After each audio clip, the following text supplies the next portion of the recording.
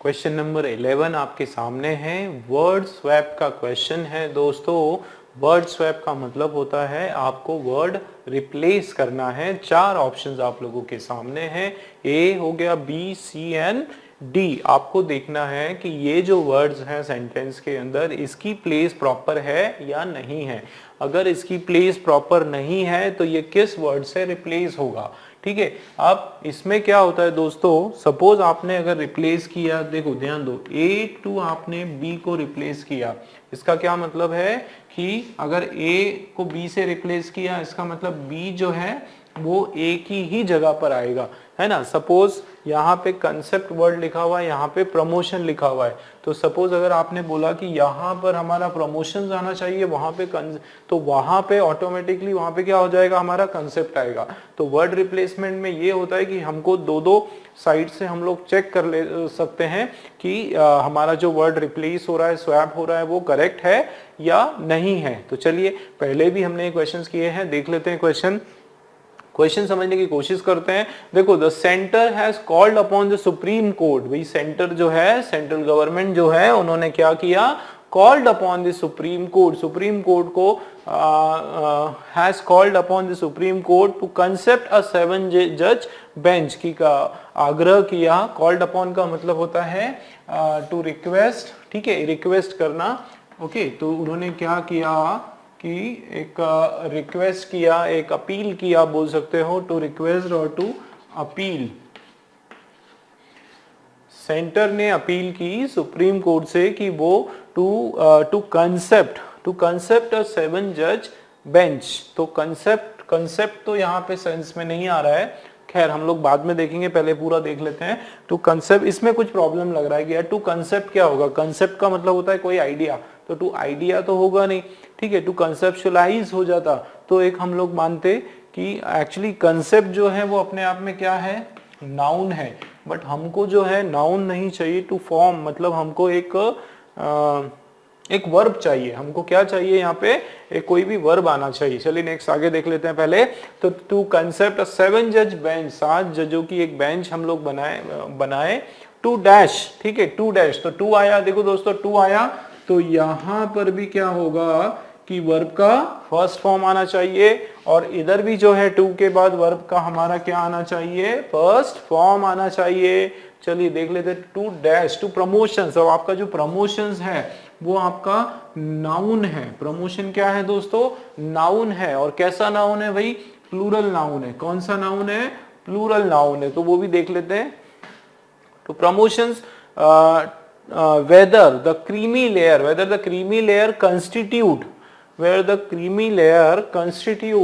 should be, so whether the creamy layer constitute should be applied to scheduled caste and scheduled tribes, ठीक है, for examine in service. तो देखो examine के बाद इन, ये भी आपका मतलब, आप एक चीज तो समझो कि रिप्लेसमेंट तो लगभग सभी में होना है, ठीक है, मीनिंग में उसमें सेट नहीं हो रहा है।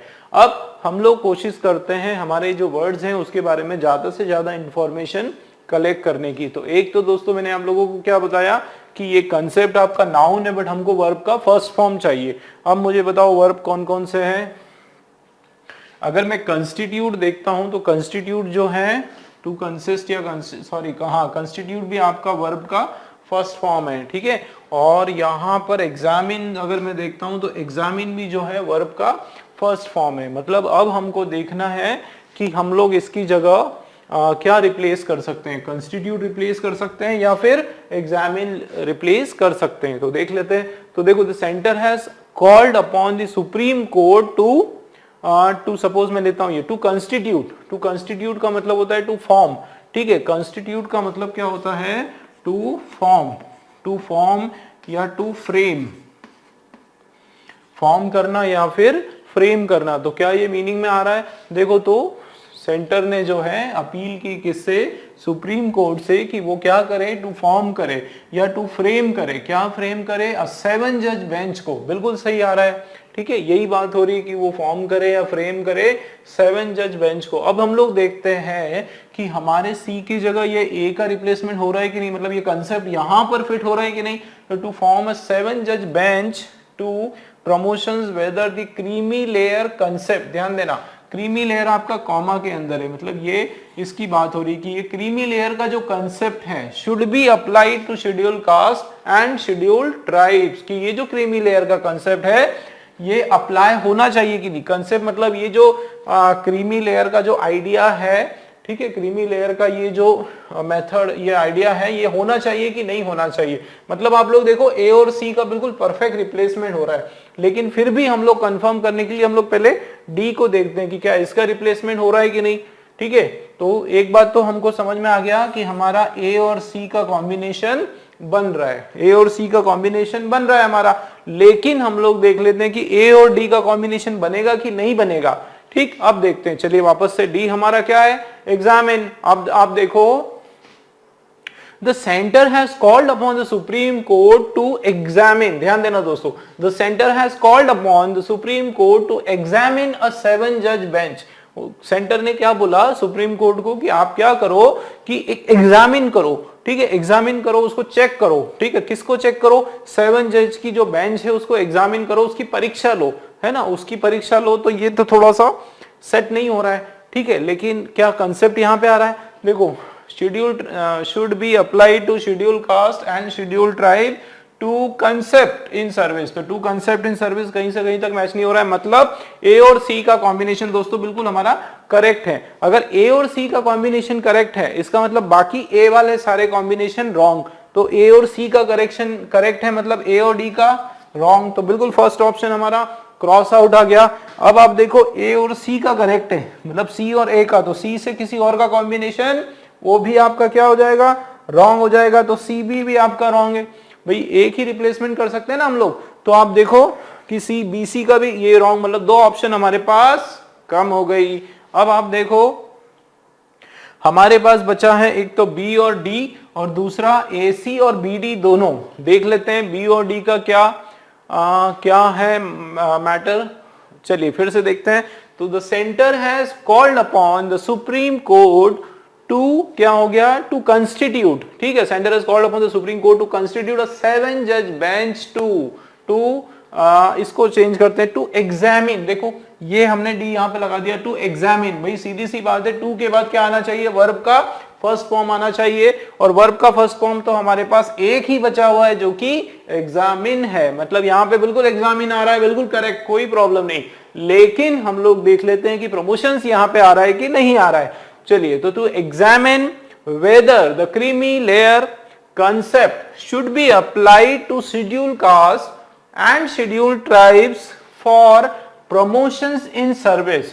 ठीक है, promotions in service बिल्कुल सही आ रहा है। किसके लिए भाई, ये जो कंसेप्ट है ये किसके लिए अप्लाई किया, ये शेड्यूल कास्ट और शेड्यूल ट्राइब्स के लिए अप्लाई किया जाए, है ना, किसके लिए, फॉर प्रमोशंस इन सर्विस, उनकी सर्विस में प्रमोशंस के लिए। बिल्कुल करेक्ट है, मतलब हमारा बीडी का भी रिप्लेसमेंट हो रहा है, बट बीडी भी हो रहा है, साथ में एसी भी हो रहा है। तो केवल बीडी ऑप्शन हमारा राइट नहीं है, फोर्थ वाला दोस्तों AC and BD, that is the absolute correct option. Clear है दोस्तों किस तरीके से हमने किया। चलिए बढ़ चलते हैं नेक्स्ट क्वेश्चन की ओर।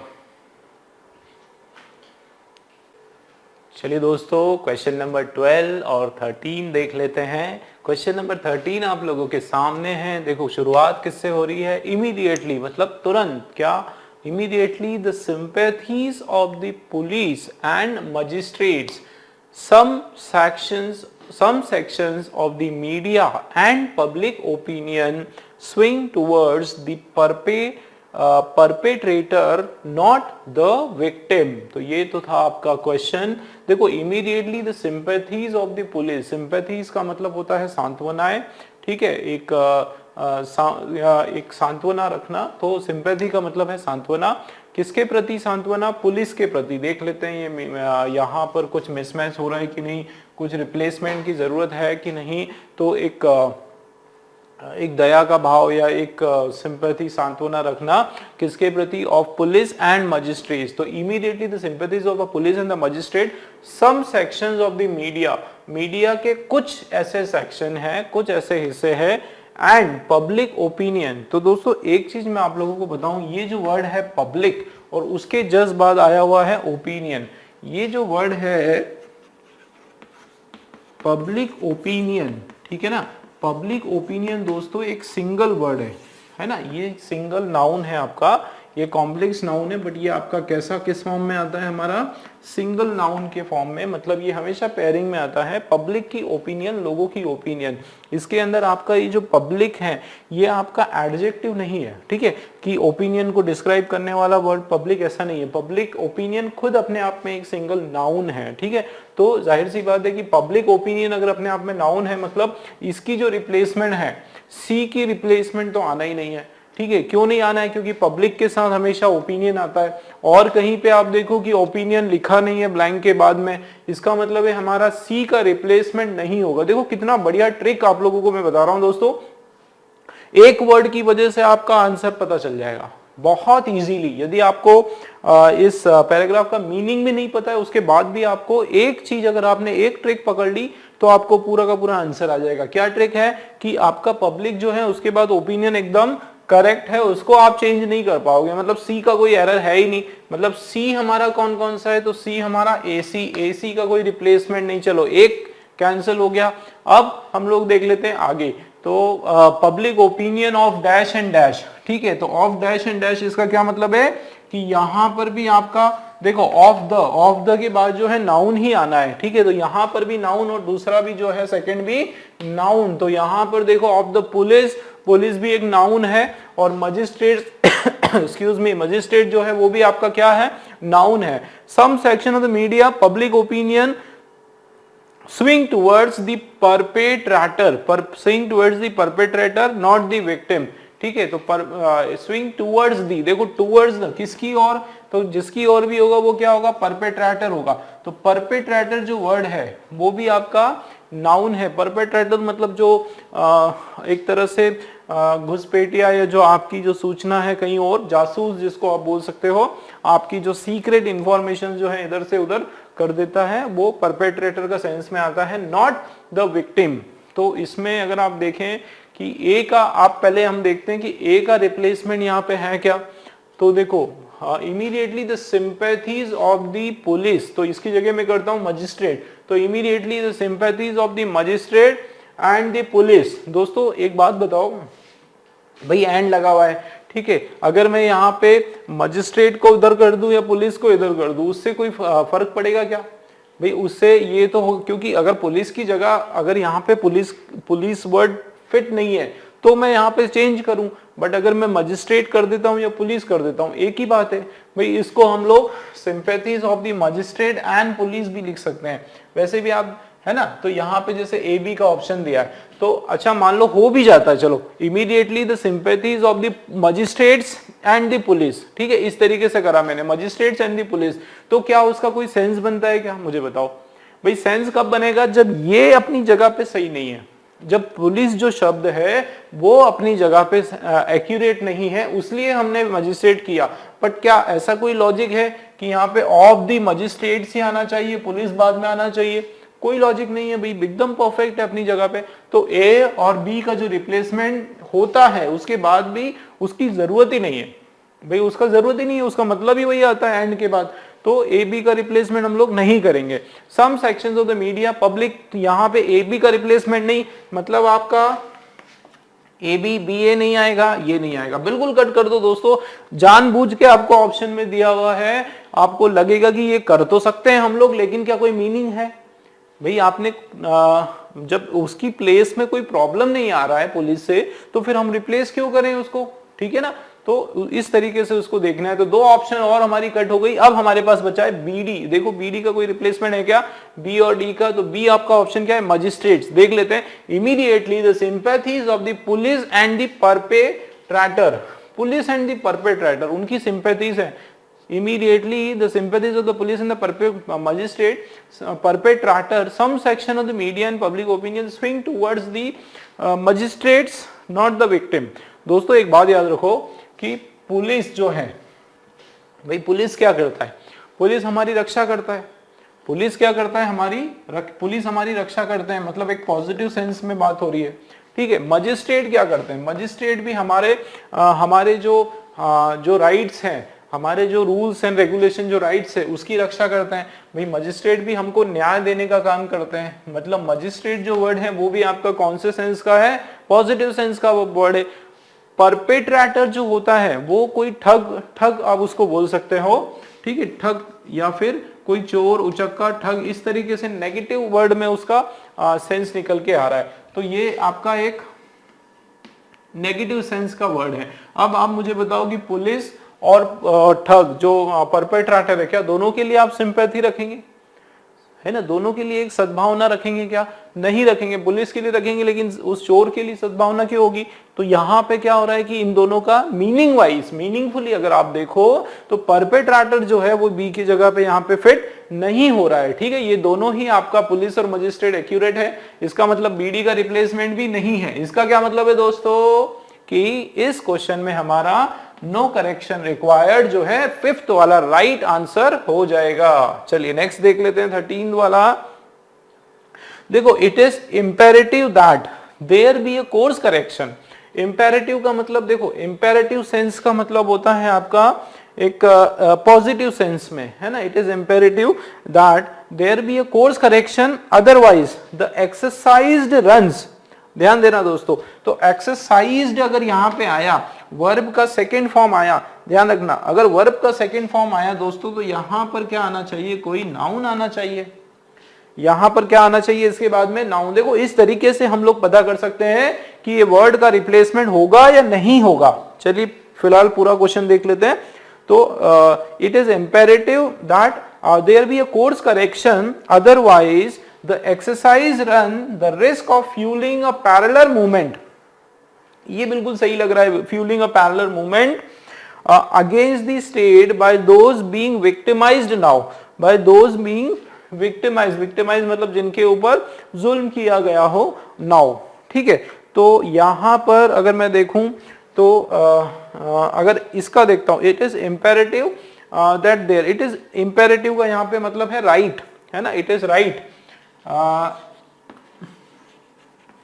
राइट बोल सकते हो या फिर लॉजिकल बोल सकते हो। इट इज लॉजिकल, एक लॉजिकल बनता है कि देयर बी कोर्स करेक्शन, एक लॉजिकल बात है कि क्या होना चाहिए यहाँ पे? कोर्स करेक्शन होना चाहिए, एक सुधार होना चाहिए, अदरवाइज नहीं तो क्या होगा कि एक्सरसाइज्ड रन। तो यहां पर दोस्तों आप देखो कि एक्सरसाइज्ड आपका द एक्सरसाइज्ड रन्स, तो exercised runs runs the risk of fuelling. Exercised तो यहाँ पे होगा नहीं, एक्सरसाइज्ड का मतलब होता है कि प्रैक्टिस्ड, ठीक है, प्रैक्टिस्ड सेंस में। तो यहाँ पे एक्सरसाइज का रिप्लेसमेंट हम लोग करेंगे, देखते हैं किससे करेंगे। तो otherwise the dash runs the risk of fuelling a parallel movement, मतलब ये देखो, चलो ठीक है, यहाँ प्रॉब्लम आ रही ना, हम लोग ये देख लेते हैं कि किसका रिप्लेसमेंट नहीं होगा। जैसे इंपेरेटिव जो है, it is logical that, it is reasonable that, है ना, राइट दैट, या रीजनेबल भी हो सकता है, क्या बोल सकते हो? Reasonable, it is reasonable. भाई ये रीजनेबल है कि वहां पे क्या होना चाहिए? कोर्स का करेक्शन होना चाहिए। मतलब हमारा ए का रिप्लेसमेंट नहीं है। चलो ए कहाँ है? ए वाले ऑप्शंस कट कर दो, ए से सी कोई रिप्लेसमेंट नहीं होगा, ठीक है ना। ए टू बी कोई रिप्लेसमेंट, देखो कितना आसानी से हम लोग इसको पकड़ पाते हैं। भाई ए का रिप्लेसमेंट नहीं है तो ए डी भी कैंसल, आपका ए सी भी कैंसल, और आपका ए बी भी आपका बिल्कुल कैंसिल। बचा क्या भाई? बचा हमारे पास बी डी। बी डी हम लोग देख लेते हैं रिप्लेसमेंट होगा कि नहीं होगा। तो बी और डी कहाँ है हमारा? बी ये रहा, एक्सरसाइज, ये हमको वैसे ही थोड़ा गड़बड़ लग रहा है। डी देख लेते हैं, तो यहाँ पे क्या विक्टिमाइज आ सकता है? तो देखो, it is imperative that there be course corrections, otherwise the victimised, ध्यान देना, victimised runs the risk of fuel. दोस्तों ये जो विक्टिमाइज जो वर्ड है, यहाँ पे विक्टिमाइज का मतलब होता है जो जिसके ऊपर जुल्म किया गया हो। मतलब ये आपका जो है ये ईडी जरूर है लेकिन ये आपका नाउन है दोस्तों। क्या है ये? नाउन है। वर्ब टू बी में नाउन की तरह इसको हमने यूज किया है। तो देखो विक्टिमाइज जो होता है, जो सफरर होता है, ऐसा व्यक्ति जिसके साथ जुल्म हो रहा है, वो क्या करता है? Runs the risk of fuelling, उसको एक रिस्क है किसकी? Fuelling a parallel movement. ये एक डर है, एक रिस्क है कि वो जो है एक आंदोलन, पैरेलल जो है समानांतर एक मूवमेंट शुरू कर देगा किसके against? Against the state by those being exercised now. किनके अगेंस्ट? By those being exercised now. तो ठीक है, यहाँ पे उन लोगों के खिलाफ जिनके साथ अभी हम लोग एक्सरसाइज हो रहा है, जिनके साथ अभी चीजें घटित हो रही है। इसका मतलब यहाँ पे आपका बीडी का जो रिप्लेसमेंट वो करेक्ट लग रहा है ना, बीडी का रिप्लेसमेंट आपका करेक्ट लग रहा है, बाकी सारा आपका कोई प्रॉब्लम नहीं। ठीक है दोस्तों, क्लियर हुआ किस तरीके से किया। चलिए नेक्स्ट क्वेश्चन देख लेते हैं। क्वेश्चन नंबर 14 और 15 देख लेते हैं। 14 क्वेश्चन आप देखें किसके बारे में है, the tsunami of 2004 and the threat of piracy in the Indian Ocean provided India an opportunity to test its new posture। ठीक है, posture का यहाँ पे मतलब होता है its new stand। ठीक है, its new stand, जो भी इंडिया ने अपना एक स्टैंड लिया हुआ है, एक पोजीशन ली हुई है, उसकी बात हो रही है कि स्टैंड आप बोलो या फिर इसको अपनी एक पोजीशन बोलो। ठीक है, तो क्या बात हो रही, provided India an opportunity to test its new posture, everybody was grateful but it made no difference to India's claim to permanent membership. चलिए एक बार और देख लेते हैं। द सुनामी ऑफ 2004, 2004 की जो सुनामी हुई उसकी बात हो रही है, and the threat of piracy. दोस्तों याद रखो यहाँ पे किसकी बात हो रही है, थ्रेट ऑफ पायरेसी। थ्रेट का यहाँ पर मतलब है खतरा। ठीक है, खतरा या डेंजर। किसका डेंजर, किसका खतरा, पायरेसी का। पायरेसी आपको पता ही है कि लोग किस तरह से पायरेट्स जो होते हैं, जो शिप वगैरह पूरा उसको लूट लेते हैं। तो पायरेसी का जो डर है, जो खतरा है in the Indian ocean, Indian ocean के अंदर जो लुटेरे, समुद्र के जो लुटेरे होते हैं, जो जहाज वगैरह को, शिप वगैरह को लूट लेते हैं, है ना, कैरिबिया में बेसिकली बहुत होता है ये। तो क्या बात हो रही है यहाँ पे कि द सुनामी ऑफ 2004, एक तो 2004 का जो सुनामी आया था हमारे देश में, एक तो वो, दूसरा जो थ्रेट, जो खतरा है पायरेसी का, कहां पर, इंडियन ओशन में। Provided India an opportunity, India को क्या प्रोवाइड किया, एन अपॉर्चुनिटी। दोस्तों देखो एन आर्टिकल आ गया, अब एन आर्टिकल आया, जाहिर सी बात है उसके बाद वॉवेल साउंडिंग वर्ड आना चाहिए, है ना, वॉवेल साउंडिंग वर्ड आना चाहिए, मतलब आपका ये एन अपॉर्चुनिटी बिल्कुल मीनिंग वाइज भी और यहाँ पे ग्रामेटिकली भी बिल्कुल करेक्ट है।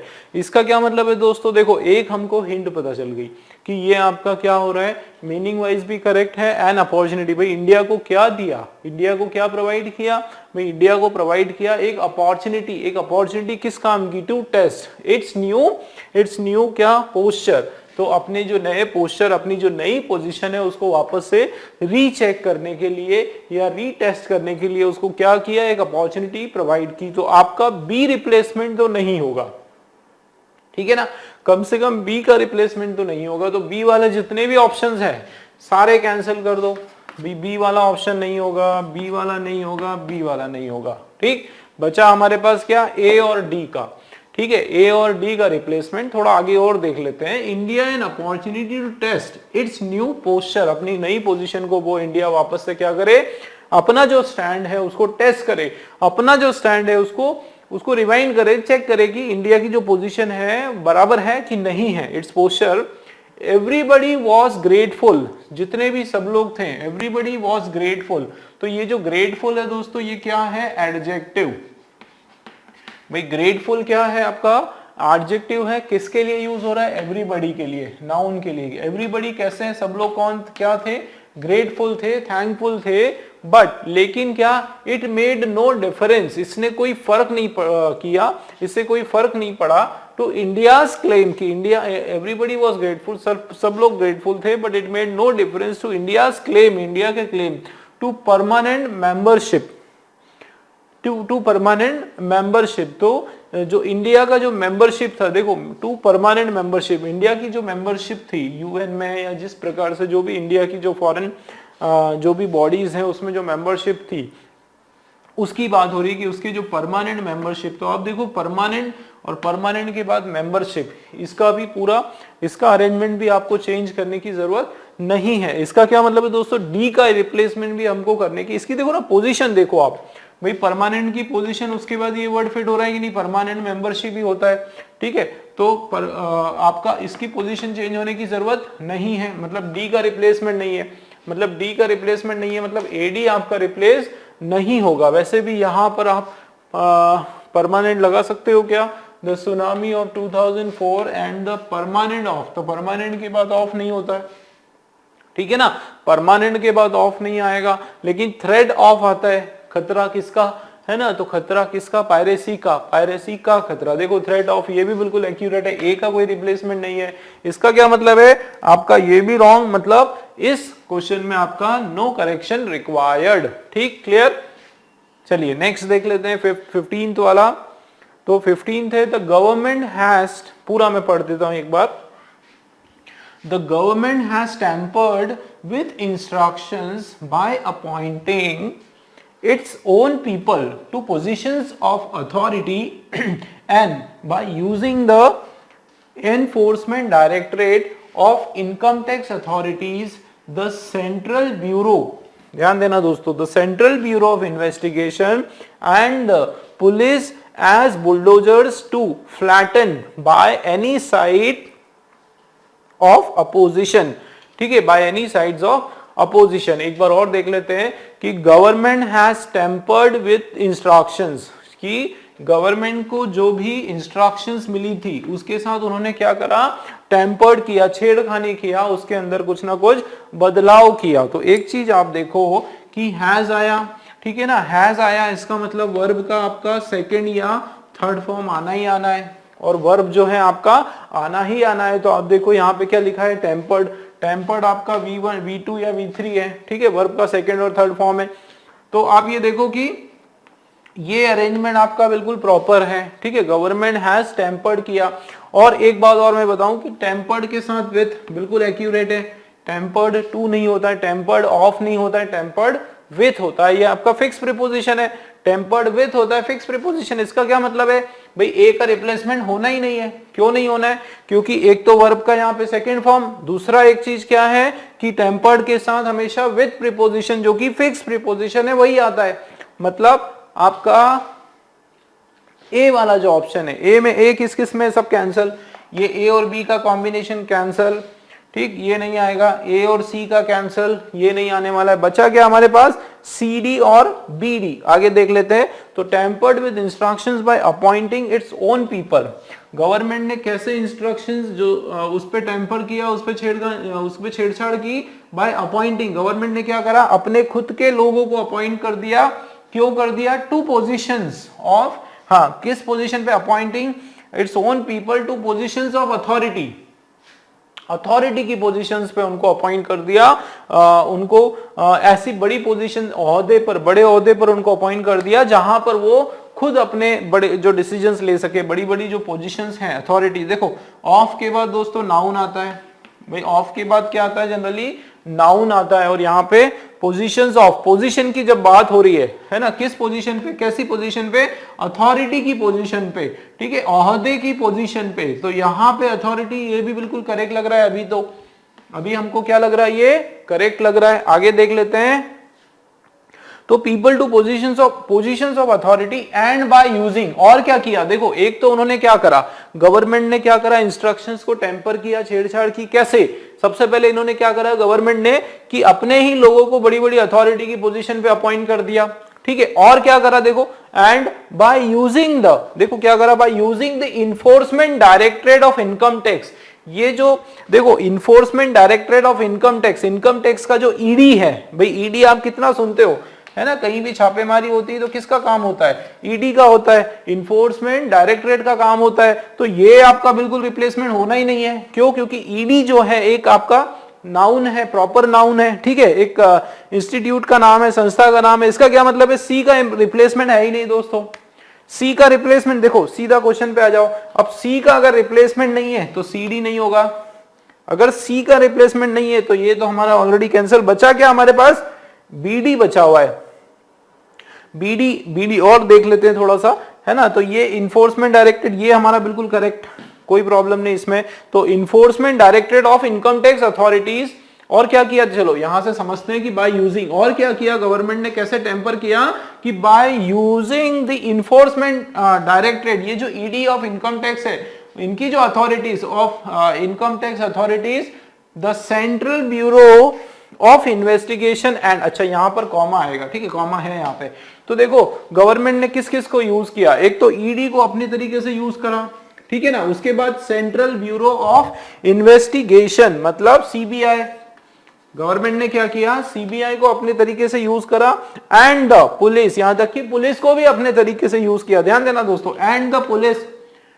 तो यहां पर आप देखो BD and the positions of police, तो यहां पे पोजीशंस ऑफ पुलिस तो होगा नहीं, पोजीशंस ऑफ अथॉरिटी बराबर है।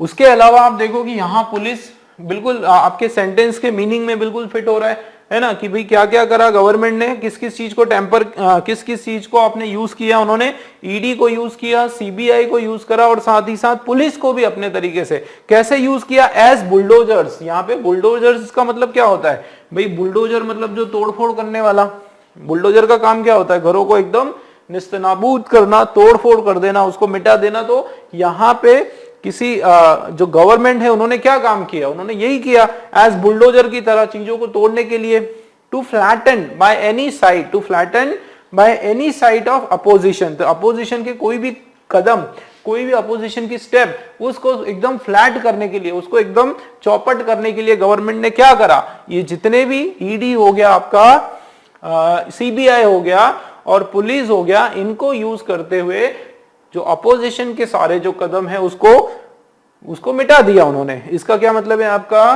बीडी का भी कोई रिप्लेसमेंट नहीं है, मतलब यहां पर दोस्तों मैं कहूंगा कि नो करेक्शन इज रिक्वायर्ड। चलिए नेक्स्ट क्वेश्चन देख लेते हैं।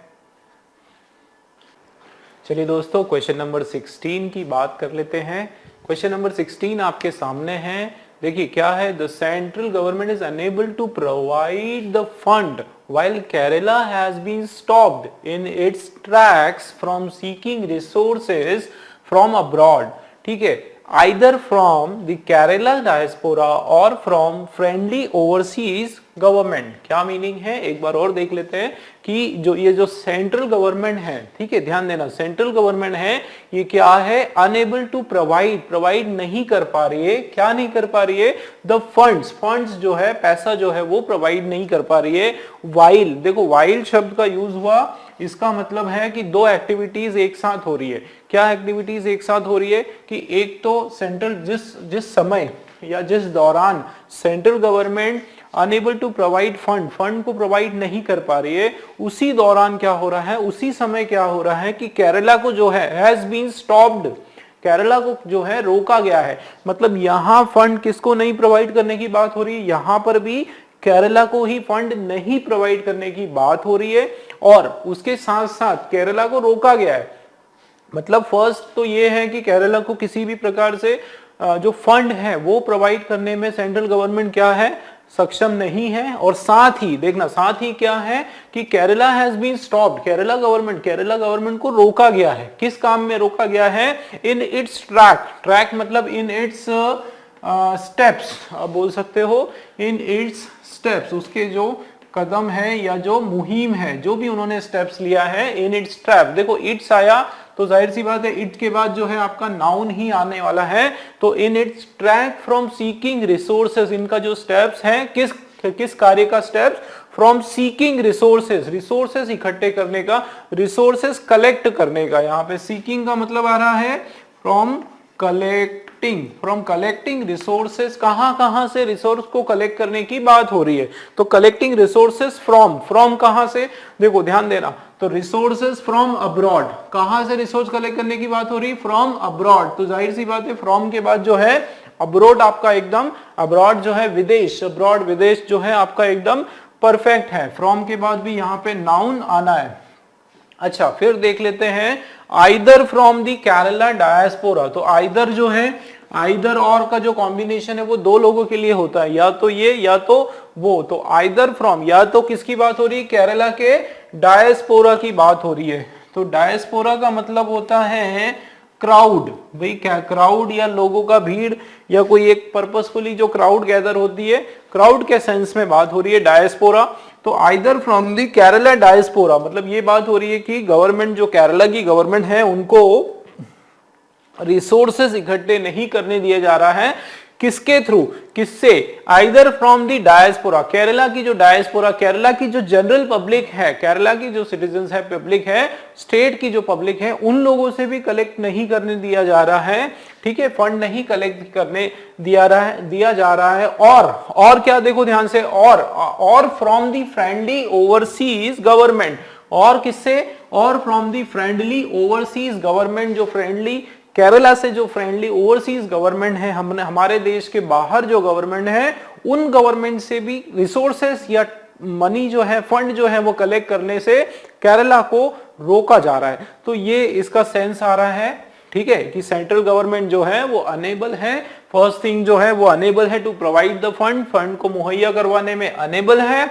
वाइल, और साथ ही साथ क्या हो रहा है कि केरला को जो है रोका जा रहा है, किसमें रोका जा रहा है, अपनी जो कदम वो उठा रहे हैं for seeking resources from abroad, विदेश से जो कदम, जो रिसोर्सेस इकट्ठे करने की बात हो रही है, either from the Kerala diaspora और from friendly overseas movement government. अब दोस्तों अगर हम लोग इसकी बात करें एरर की, क्या यहाँ पे कोई रिप्लेसमेंट हो रहा है, तो आप देखो it's stopped in its track, अपने स्टेप्स में, यहां कोई प्रॉब्लम नहीं है, ठीक है, क्योंकि ट्रैक्स का जो रिप्लेसमेंट है नाउन वो इन इट्स अब्रॉड तो होगा नहीं, इन इट्स डायस्पोरा नहीं होगा, क्योंकि डायस्पोरा का मीनिंग हमने पता कर लिया क्राउड होता है, इन इट्स ओवरसीज तो होगा नहीं। तो यहां पर मुझे लग रहा है कि ये ए वाला हमारा एकदम करेक्ट है। अगर ए वाला दोस्तों आपका करेक्ट है, इसका क्या मतलब है कि ए से रिलेटेड आपके जो भी ऑप्शन है सारे क्रॉस आउट हो जाएंगे।